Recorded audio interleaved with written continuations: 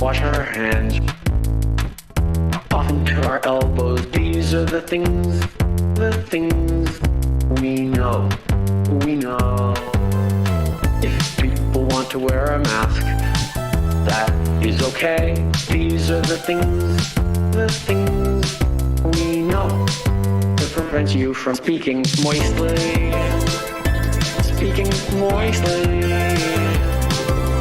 Keep 2 meters apart. Speaking moistly.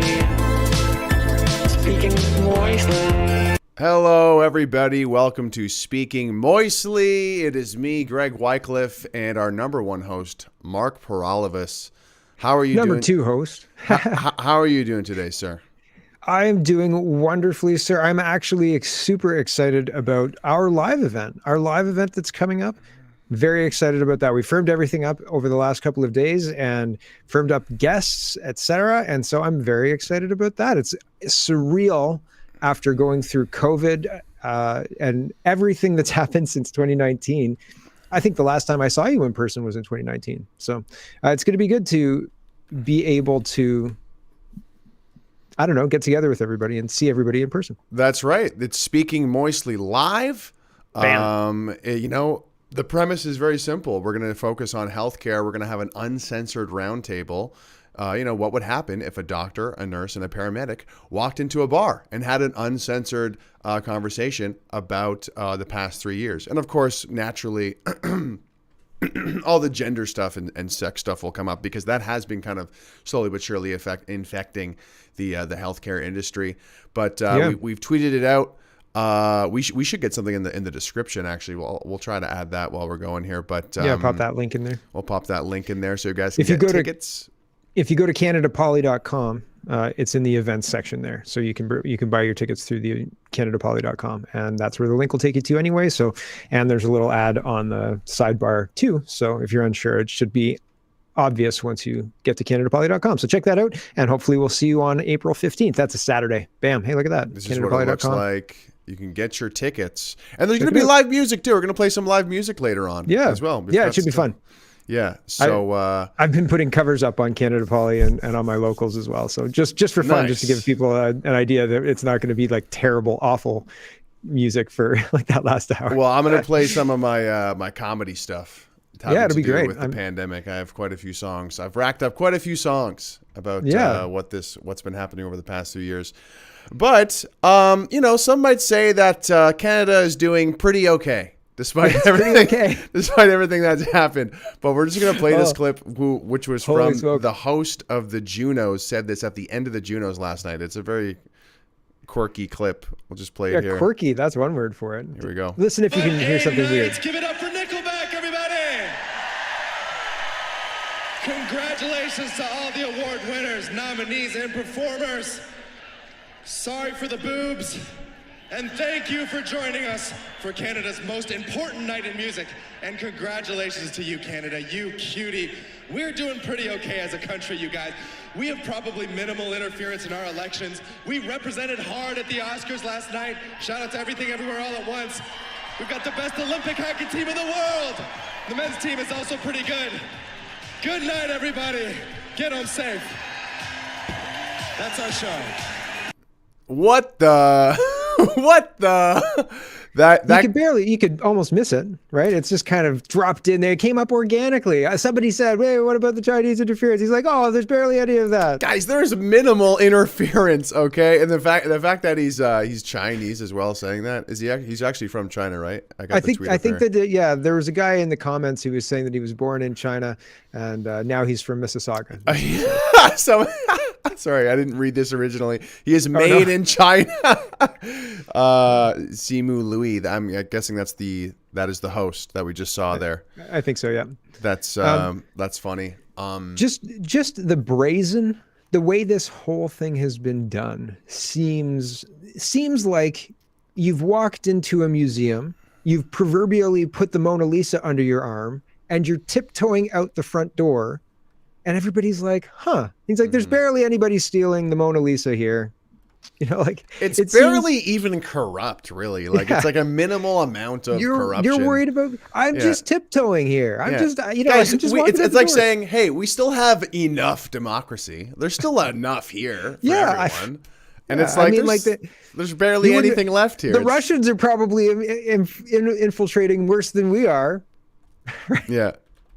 And I mean, it's nonsense. It's absolute garbage. The whole idea that, oh, it's just a little bit. We'll just mention it on the Junos. Good night. Like there's barely any. Good night.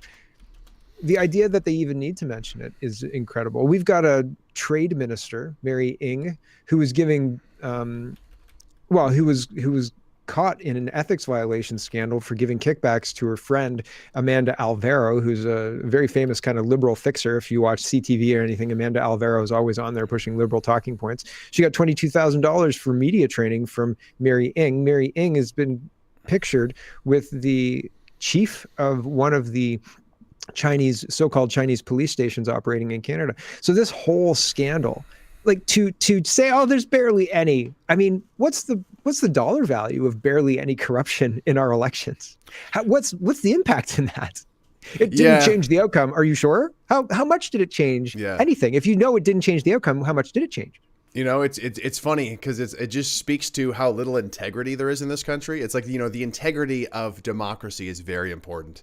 And he's just kind of like, it's mostly together. It's like, this is kind of a 1 or a 0 situation. This isn't like a half or 0.5. Like, is this a real democracy or not? It's in between.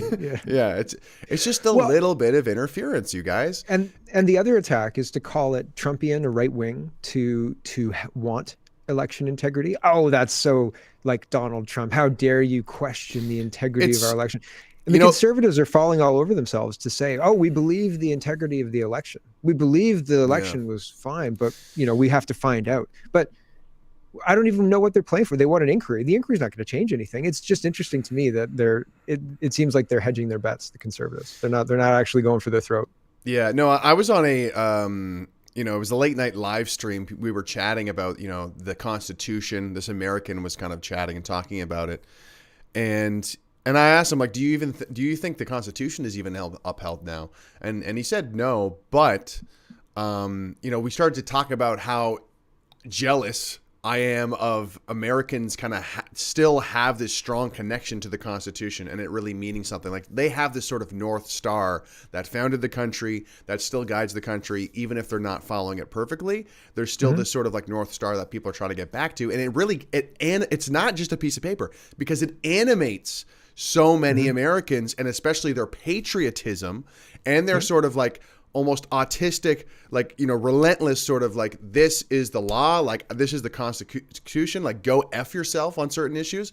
And like, we just do not have that in Canada. And I think this clip from the Junos host is a great example where some guy can be on TV and say, that's, there's mostly no interference. Yeah. So what your democracy and it's like, it's only people like us who are like, like pulling our hair out and freaking out about it while everyone else is just, but there's even, they use something like that. And I hear what you're saying. There's that touchstone to these are the laws, these are the rules. It's right there in black and white. It's easy. You can misunderstand that, but it's hard to misunderstand that. But then there's they have done a good job, these people who driving wedges using something like that. And they say, well, we interpret it like those people had muskets and now they wouldn't be talking about AR-15s like that. You know what I mean? And so they drive that wedge and they plant that seed of doubt. And people, and then they say people who are constitutionalist, traditionalist, or constitutional carry states, et cetera, they try and make that a right versus left thing. And it's not a right versus left thing. It's an American thing,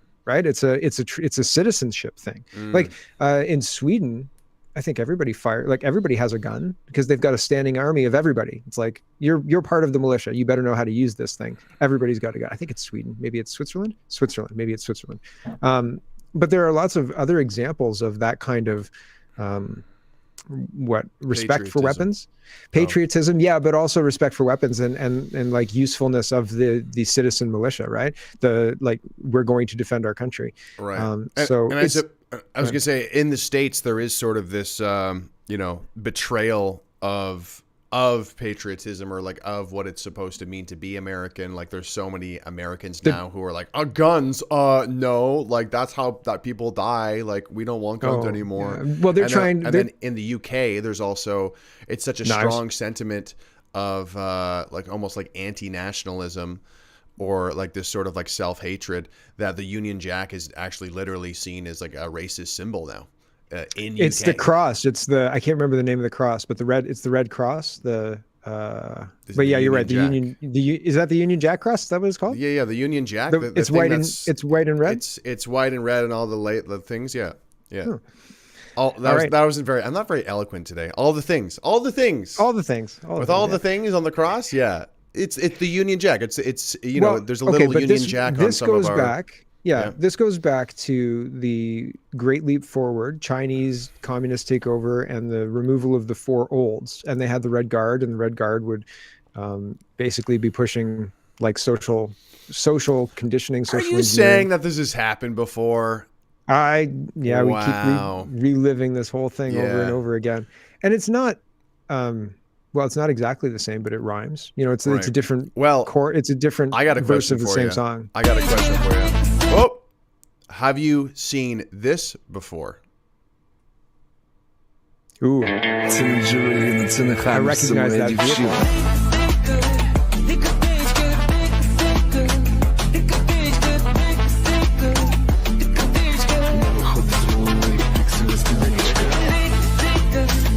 So yeah, as you might know by now, that's obviously a clip from the war in Ukraine. This music video, it's going super well. The war in Ukraine, that's how well it's going.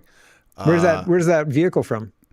Well, and this is what the tweet says. It says, "Holy crap, that's a Rochelle senator, which is made in Canada. The Liberal government donated it to Ukraine to be used in an effing music video. Stop giving our crap away, you effing warmongers." Yeah, I would say the verbiage there is definitely called for. That's pretty accurate.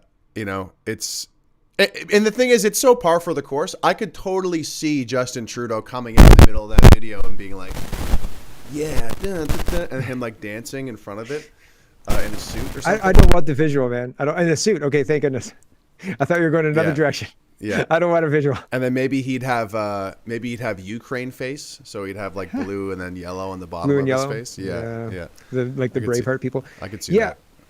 The thing that's strange about this, in my opinion, is the idea that Western countries sending assets like that to Ukraine, we're thinking we're sending it for defense, I guess. Is that what we think? I don't know. That's what they're trying to push. It's a prop for a music video. They're using it as a prop for a music video. It's actually DJ Khaled who is helping with the Ukraine war. Okay, but do you not find that insulting? Like if your population, if I'm the leader of Canada, let's just pretend for half a second, and my population believes that me as the leader of Canada is sending war weapons and vehicles and things for use in the war, and then we find out that it's being used in a music video, don't you think that I should be insulted for my citizens being insulted? Like, isn't that an insulting thing? It's like a slap in the face with a glove. Or am I looking a music video like badly? At least it's not getting blown up. Maybe we could get the truck back after and like auction it off. Music video, authentic music video truck from Ukraine war. Yeah, I think it goes without saying that it's humiliating. It's kind of like this is like nothing new now at this point. And like to me, it was over when I saw this. When I saw this, I'm Sean like, Penn oh, okay. I'm handing like, out the so Oscar. this is just a total joke then. Because it's like how, this is a very serious war, and I'm giving him my Oscar statue. Like how dumb? He's a great actor. How dumb are we to watch this? He's a super great actor. Well, it's just, you're right. It's very, very insulting, and it all just. We've talked about this before, but like sometimes, some days, it just seems like every single news item is like, is this another humiliation ritual? Is this to like just like completely demoralize us even more? And really, back to the guy, the Juno guy, the host. Can you imagine if he is like some like super hardcore pro-China guy in the background, how funny him and his friends are laughing at that? That is hilarious. Mostly okay, right? That would be hilarious. I was at the Junos at their music award show. Canada's doing pretty okay. Election's not that bad. This is oh my God, they didn't even say anything. These people are pathetic. Anyway, Did you see the Chappelle show? And you know when he visited, I think it's Rick. Was it Rick James? Maybe it might be Rick James. And Rick James came to visit the Murphy brothers, and they just got the new couch. And Rick James like sat on the couch. And he's like, "F your couch, bitches." Yeah. That's exactly what is happening. They're teabagging. Remember, it was the teabag. It was the same thing. It's the same thing. They're just taking their victory lap. Unfortunately, I don't know that specific sketch very well, but I do know what you're talking about. Yeah, I have to send you that sketch. This is the one where he comes over and he's like, "F your couch, F your couch," and he just puts his muddy feet all over his couch. Right. It's Charlie Murphy's True Hollywood Stories.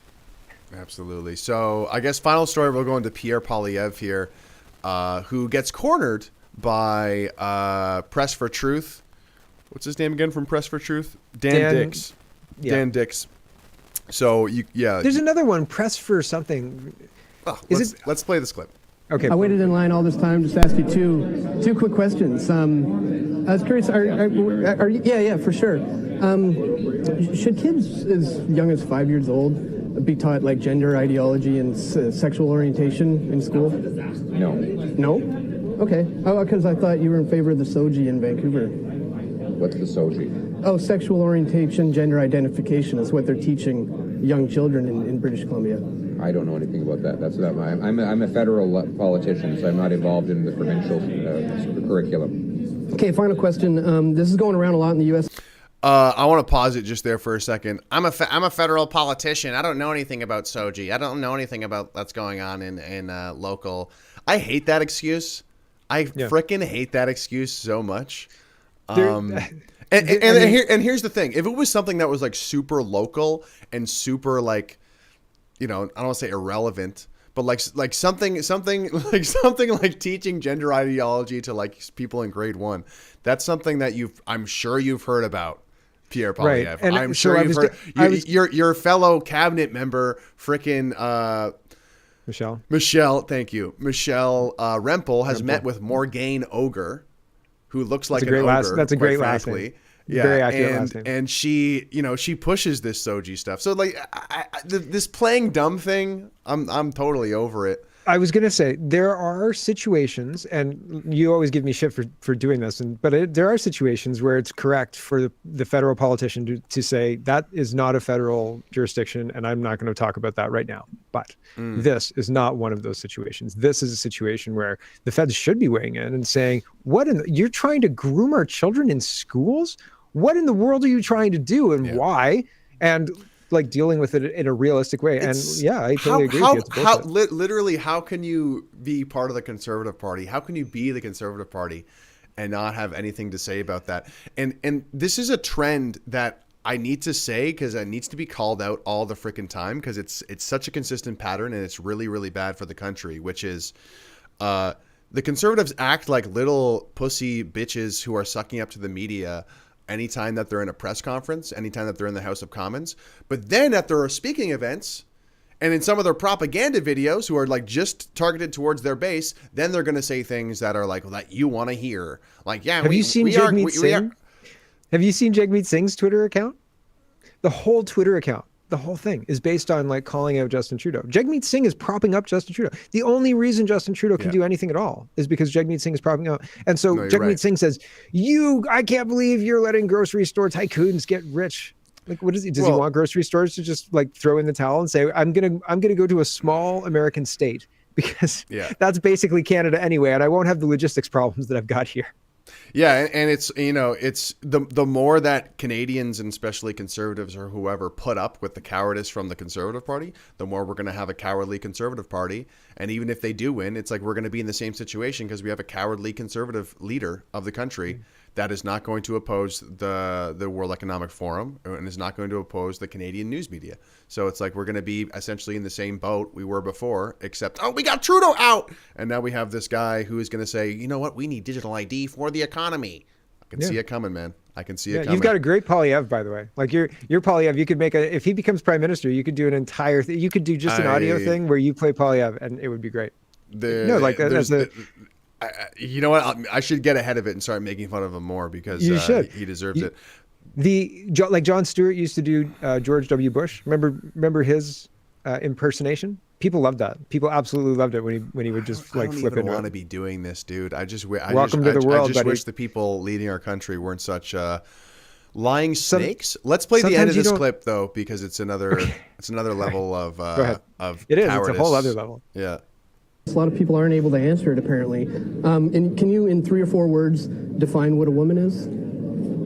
I mean, you have to ask. You might want to get yourself a dictionary or. I'm just curious to hear your definition in 2 or 3 words, 3 or 4 words. I'm sorry, man. We just have a huge lineup still, so appreciate you. Can you define a woman? Not a man. Not a man. Yeah. Okay. Yeah. All right. Appreciate it. Really,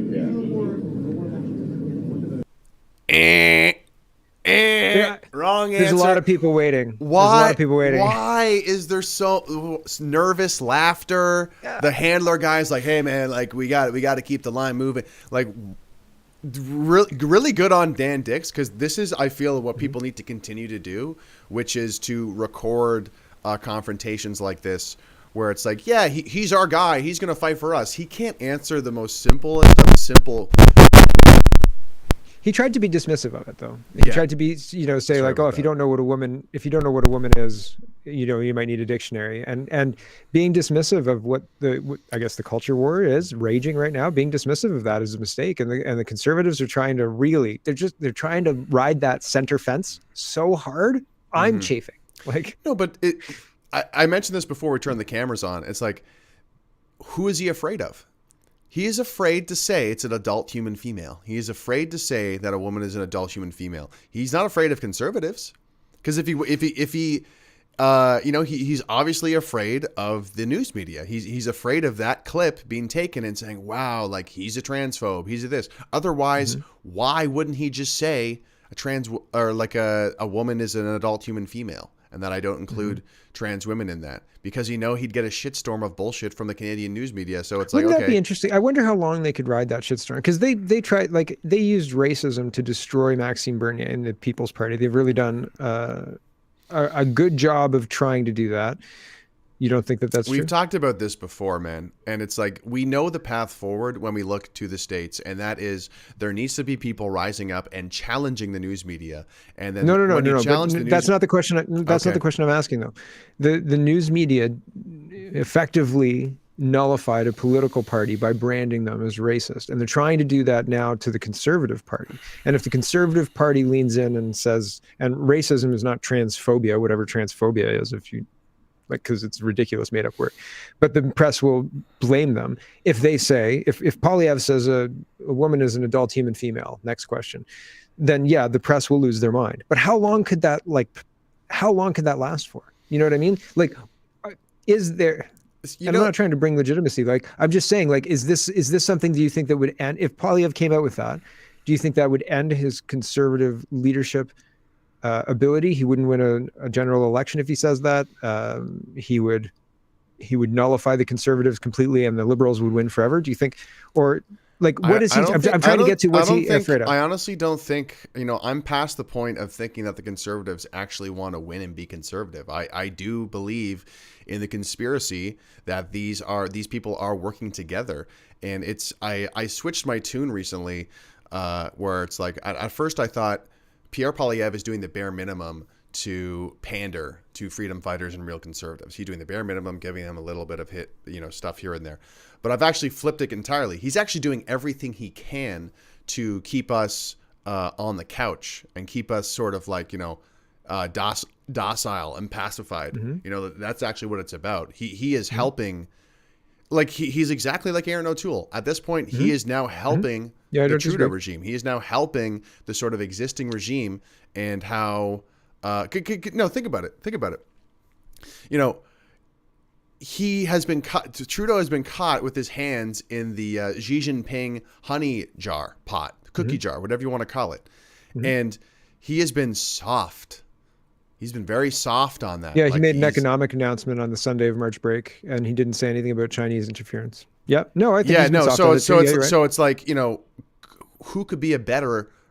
He's basically a running mate at this point. Like who could be a better partner to help Trudeau? How about a Conservative Party leader that really acts like he's holding him accountable, but really isn't saying anything? Like, it's perfect. Yeah. It's actually it's like Aaron O'Toole.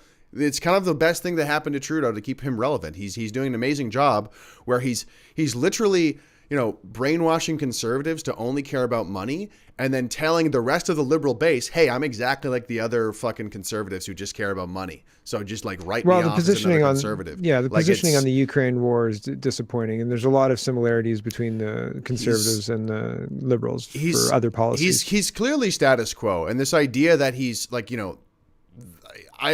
it's no doubt that this guy is not fighting for us whatsoever. Because if he truly did want to fight against the media, he would be doing that right now, because there's so many opportunities and it would be epic and amazing. But it's like he wants to be buddy with the media because he wants to take over the regime and then to, take over all the levers of power. And the main thing is that people need to realize it's not Trudeau that's the problem. It's the ideology behind Trudeau that's the problem. And he endorses that ideology. Yep. Yeah. In Ontario, we've had a situation where Doug Ford is basically what the Liberals used to be with the spending and a lot of the policies, the SOGI, or the sexualized education system, which Doug Ford pledged to get rid of in 2018, was made worse in 2020 and so on. Yeah, he didn't do that. But I haven't seen the rise of an independent party. Like in Saskatchewan, we see the Saskatchewan party, Arthur Pawlowski and Mark Friesen are doing stuff in, across Alberta, the West. Alberta, and other places as well are standing up new parties. Wild Rose, again, Alberta. But it's interesting to me that federally we don't have, like, in the absence of politicians who are genuinely working for Canadians, you would think it would be an easy sell to say, listen, we're going to stop this insanity. That's like our whole idea is stop this insanity, because these people obviously all work together.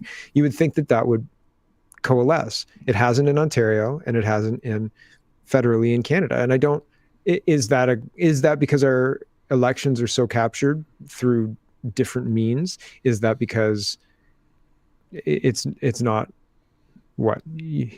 beneficial for you to hold those positions? I don't know, but nobody's stepping up to fill that vacuum created by the Overton window, moving so far over that center liberals have become alt-right wing conservatives, right?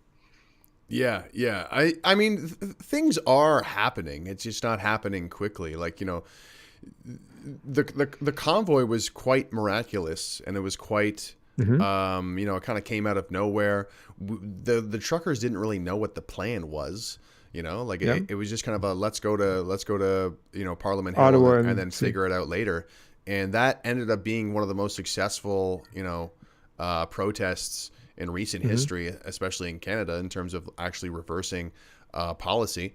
And I guess the point is like, we need to try something. We need to do something.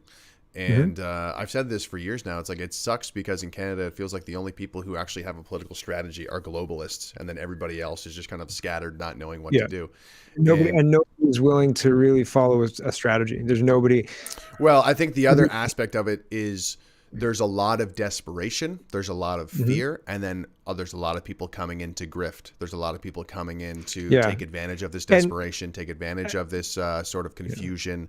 And I was going to say, and some of them might just be looking for money. Some of them might be operatives who are trying to subvert any sort of meaningful political resistance. I think it's a bit of column A, a bit of column B. Yeah, I don't know. It's things are going to continue to evolve. I think the political landscape is very volatile actually right now in Canada. Yeah, well, I was going to say part of the problem on the right, and part of the problem for freedom fighters and things like that, is it's hard to tell the people who are just there for grifting and people who are there to try and move the needle, and how to tell the difference is really hard, because like, people are human, they make mistakes, things that they intend don't always turn out the way they mean. And then people who are grifting will take you for a ride and take you for a ride and take you for a ride and take all your money. And then all of a sudden you're sitting there saying, well, I'm never going to believe another person who comes telling me that kind of story again. Right. So it's like, I can understand why people are skeptical. I'm not saying that you should blindly trust people because we need to break this dam, because it's really hard. And I don't think anybody's got a viable plan anyway at this point in time. You know what I mean? Like, and I've said this before, and I have to get going because there's a whole bunch of yelling when just now passing my door. But remember the guy who tested the papaya and the goat for COVID? And he was like, the papaya tests positive for COVID. Right. That's weird. And the goat tested positive too. That's weird for human diseases for this goat to test positive. Doesn't usually do that. And then he died. Remember that? Right. And like Brazil, when they didn't want Lula and they wanted Bolsonaro, and then millions and millions of people showed up and they were like, F you, Brazil, you're getting Lula. And if you fight about it, you're going to go to jail. And then they changed the laws in Brazil to make that happen. Remember that? Dude, we've talked about this before, though. I know, but I'm saying that even if we're able to negotiate Canada, I don't know that we would be able to. Well, me and you, whichever Canadians figure it out to move this whole thing forward. If we break this communist stranglehold on Canada, I would love to see us able to negotiate in a world that's still under the globalist stranglehold, right? I don't know if it's communist globalists. I don't know if it's CCP just going globalist. I don't know who the globalists are. I don't really particularly care. But my concern immediately is Canada. And then if we are able to free Canada, are we able to maintain that freedom and operate in the world? Or are we going to be crushed by a globalist regime? And is it going to be worse than where we are now, right? And it seems like, and nobody can answer that question, but it's a concern. Well, of course it's a concern, but we don't know what winning looks like, the path forward. Would you have preferred that Bolsonaro didn't run and didn't put up a fight? Would you prefer that this guy who was testing papayas for COVID didn't do that? No. We are in a sense at war, and yeah, there is going to be casualties, unfortunately. And the point is if people don't put up a fight, then it's over. It's less Bolsonaro. For Brazil, it's not Bolsonaro. It's the actions and the response to not allowing him back. Like him personally is neither here nor there. Just like Trump, it doesn't really matter who the figurehead is. But where would they be without Bolsonaro? Where would America be without Donald Trump? Where would they be without in a hot war with Russia?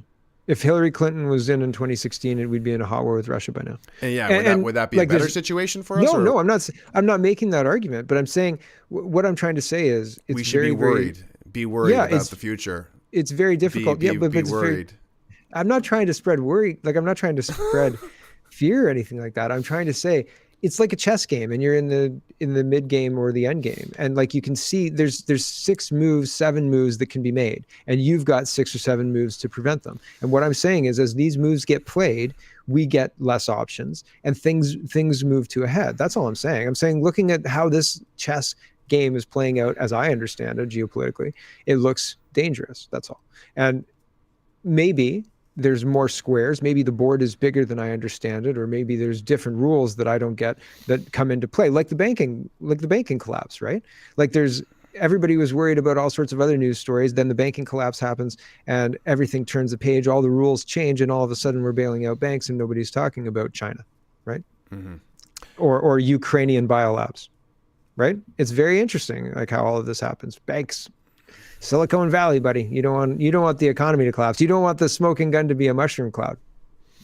Yeah, well, the last thing that they want is people like us getting together and speaking moistly. And speaking of which, make sure you check out the live event happening next month, April 15th on a Saturday. We're going to have Dr. Patrick Phillips. We're going to have Sarah from Frontline Nurses, and we're also going to have a paramedic there. Basically having an uncensored conversation of what's happened over the past few years. The link is in the description. So you can come hang out with us. It'll be in the GTA. It'll be in the Mississauga area. We'll disclose the location at a later time. But we're also going to be playing some music later on as well, so that should be fun. If you want to come hang out with us and see Speaking Moistly live, then check that out. And I guess there's some more links down below for stuff for me. You can go to gregwycliffe.com. What else should we let the people know here, Mark? You can check out my daily show at CanadaPoly.com. And I don't know. Thanks for checking out our show. And I hope to see you on April 15th. It'll be great. The weekend after Easter, right? It'll be super fun. Yep. Thanks for watching, guys. Talk to you soon. We know to prevent you from speaking moistly.